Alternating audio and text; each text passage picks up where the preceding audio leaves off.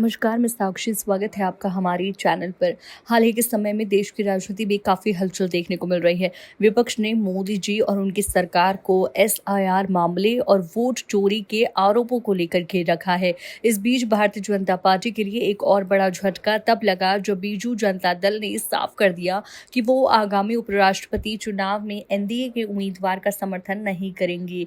ये फैसला भाजपा के लिए चिंता का विषय बन गया है, क्योंकि भाजपा को लगता था कि उपराष्ट्रपति चुनाव में उनका पूरा समर्थन मिलेगा और वो अपने मनचाहे उम्मीदवार को विजय दिलाने में सफल होंगे। सितंबर में होने वाले इस चुनाव को लेकर भाजपा के बीच मंथन चल रहा है कि किसे चुनाव लड़ना चाहिए, लेकिन बीजू जनता दल के इस विरोध ने पार्टी की रणनीति को कमजोर कर दिया है। साथ ही भाजपा के अंदर भी कई सहयोगी दल नाराज नजर आ रहे हैं। चिराग पासवान अमित शाह के कार्यक्रम में शामिल नहीं हो रही हैं। जयंत चौधरी जाट समाज की नाराजगी जाहिर कर रहे हैं। अनुप्रिया पटेल भी भाजपा से असंतुष्ट हैं।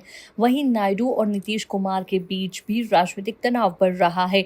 भाजपा के लिए ये सब बड़े संकेत हैं कि गठबंधन के अंदर से समर्थन कम होता जा रहा है और ये स्थिति मोदी सरकार के लिए चुनौतीपूर्ण साबित हो सकती है। विपक्ष भी इस स्थिति का फायदा उठाते हुए दिल्ली की सड़कों पर जोरदार प्रदर्शन कर रहा है और उपराष्ट्रपति चुनाव में अपने प्रत्याशी को उतारने की तैयारी में है। 2024 के आम चुनावों के बाद मोदी जी बहुमत वाली सरकार बनाने में सफल नहीं हो सके और वो गठबंधन के साथ सरकार चला रहे हैं, जो उनके लिए नई चुनौती है। इसके अलावा विपक्ष की बढ़ती ताकत और उनके द्वारा उठाए जा रहे मुद्दों ने भाजपा की पकड़ कमजोर कर दी है। भाजपा के कई सहयोगी दल भी अब पार्टी के फैसलों पर खुलकर सवाल उठा रहे हैं और इससे पार्टी के अंदर असंतोष फैल रहा है। इस राजनीतिक जटिलता के बीच ये देखना बेहद महत्वपूर्ण होगा कि भाजपा अपने सहयोगी दलों के विश्वास को कैसे बहाल करती है और विपक्ष के बढ़ते दबाव का सामना कैसे करती है। अगले कुछ महीने देश की राजनीति के लिए बहुत अहम होंगे। उपराष्ट्रपति चुनाव के नतीजे और गठबंधन के अंदर के हालात तय करेंगे कि देश की राजनीति किस दिशा में जाएगी।